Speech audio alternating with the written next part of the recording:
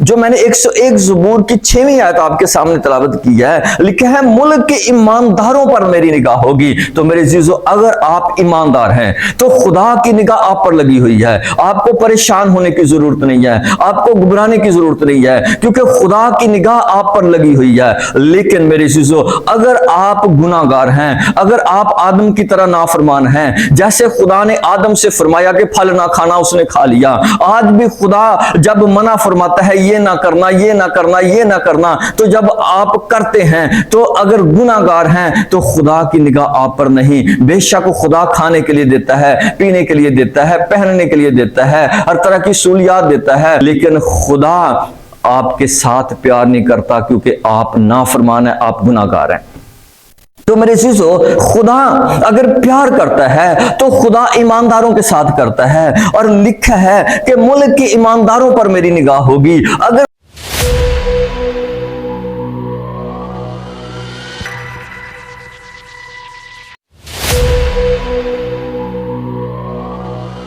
خدا یسوع مسیح کے عظیم اور بابرکت نام میں آپ سبوں کو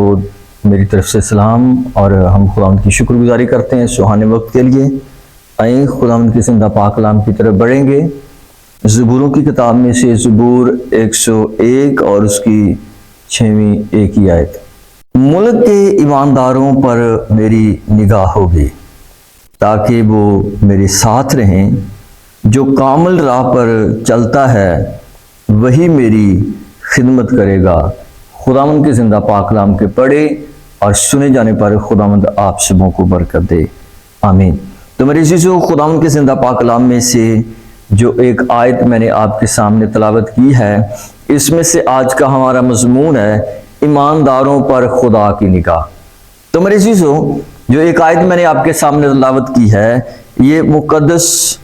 داؤد کا زبور اور مقدس داؤد کی معرفت خداوند یہ فرماتے ہیں کہ ملک کے ایمانداروں پر میری نگاہ ہوگی۔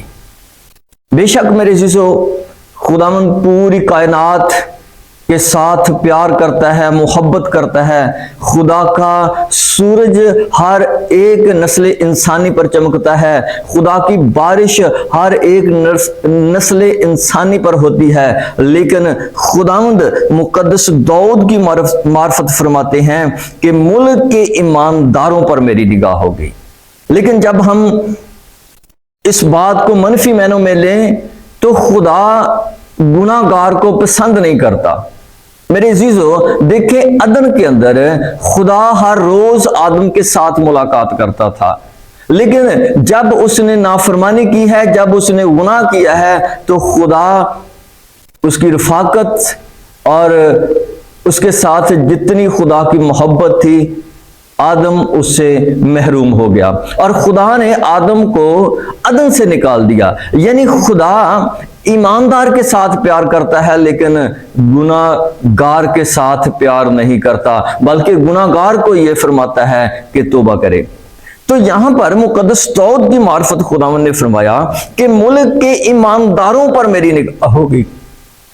تو میرے عزیزو، اس بات کو جب ہم بائبل مقدس کے اندر دیکھتے ہیں، یہ ایک صداقت ہے، یہ ایک حقیقت ہے، کیونکہ جب ہم بائبل مقدس کے اندر دیکھتے ہیں تو جتنے لوگ خداوند کے وفادار،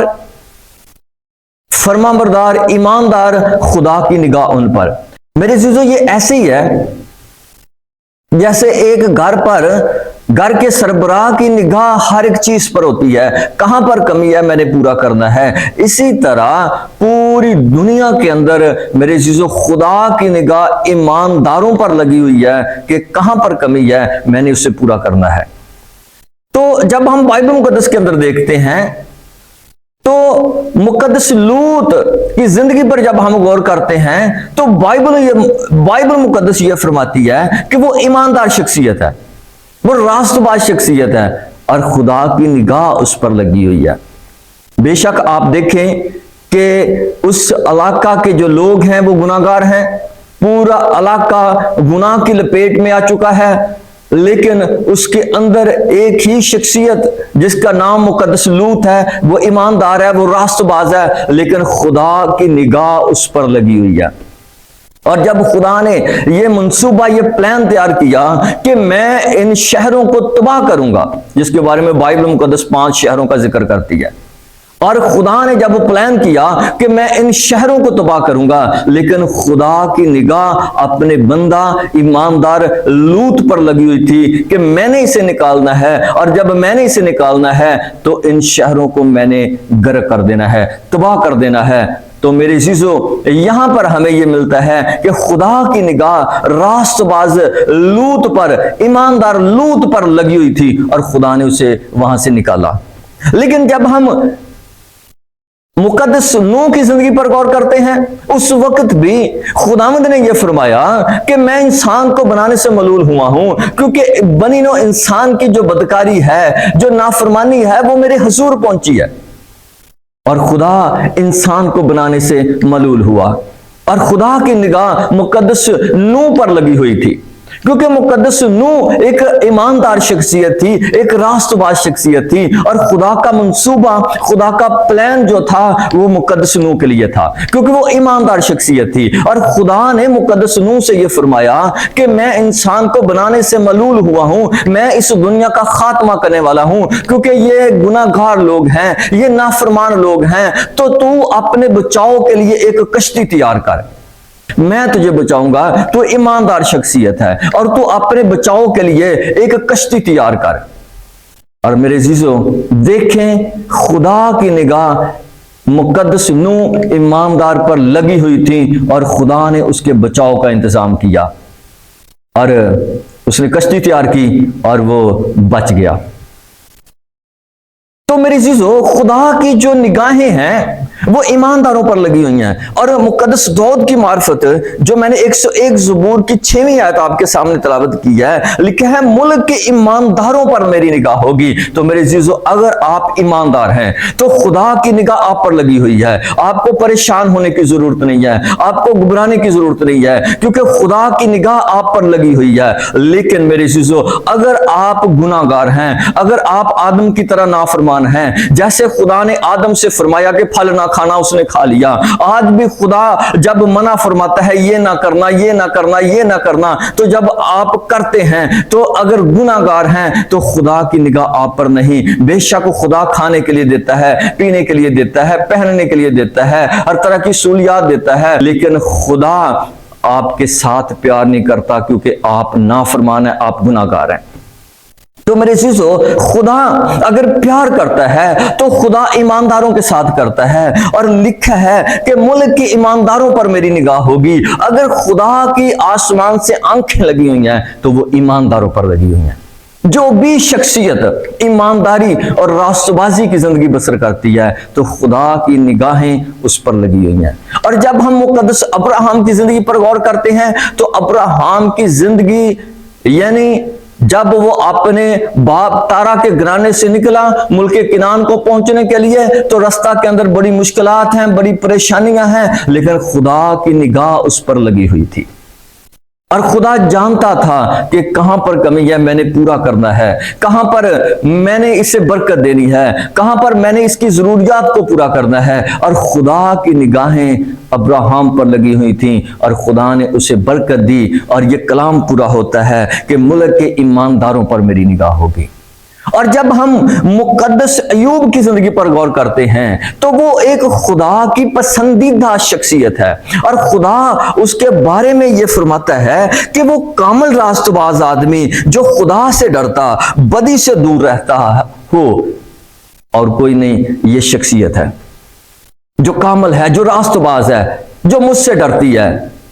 اور میرے عزیزو، اس کی زندگی کے اندر جب مشکلات ہیں، پریشانیاں ہیں، سب کچھ تباہ ہو گیا، بیماری ہے، لیکن خدا کی آنکھیں اس پر لگی ہوئی تھیں، اور خدا اس بات کو جانتا تھا کہ میں نے اسے برکت دینی ہے۔ اور آپ سب اس بات کو جانتے ہیں، خدا نے مقدس ایوب کو मुश्किलात के बाद डबल बरकत दी, क्योंकि खुदा की आंखें, खुदा की निगाहें मुकद्दस अय्यूब पर लगी हुई थी, क्योंकि मुकद्दस अय्यूब एक ईमानदार शख्सियत थी, रास्तबाज शख्सियत थी। अगर मेरे अज़ीज़ों आप भी ईमानदार हैं, परेशान होने की जरूरत नहीं है, घबराने की जरूरत नहीं है। खुदावंद की आंखें आप पर लगी हुई हैं, खुदावंद आपको वक्त पर सरफराज करेगा। बस फरोतने के साथ आप उसकी हजूरी में झुके रहें, उसके ताबा रहें, उसकी फर्मा बरदारी करें, ईमानदारी की जिंदगी बसर करें। जब आप ईमानदारी की जिंदगी बसर करेंगे तो वक्त पर खुदा आपको सरफराज करेगा, खुदा आपको बरकत देगा, क्योंकि कलाम ये फरमाता है मुल्क के ईमानदारों पर मेरी निगाह होगी। तो खुदावंद की निगाह अपने ईमानदार लोगों पर लगी हुई है, और वो देखता है कहां पर कमी है, कहां पर कमजोरी है, कहां पर मेरी जरूरत है, मैंने उसे पूरा करना है। मेरे अज़ीज़ों, मैं एक बार फिर आपको ये बताऊंगा कि आपको परेशान होने की जरूरत नहीं है। खुदा आपकी जरूरतों को, आपके मसाइल को, आपकी बीमारियों को खुदा जानता है, और खुदा आपके लिए सब कुछ करने की कुदरत रखता है। लेकिन शर्त यह है कि आप ईमानदार हो। जब आप ईमानदार हैं, खुदावंद की निगाहें लगी हुई हैं, और खुदावंद आपको जरूर बरकत देगा। सो खुदावंद आज के कलाम के वसीला से आप सबों को बरकत दे, आमीन। मेरे अज़ीज़ों, जब आप हमारे YouTube चैनल को देखते हैं तो उसे सब्सक्राइब आपने किया है, अगर नहीं किया तो करें, और इसे लाइक और शेयर करें ताकि और लोग भी बरकत पाएं। सो खुदावंद आप सबों को बरकत दे, आमीन।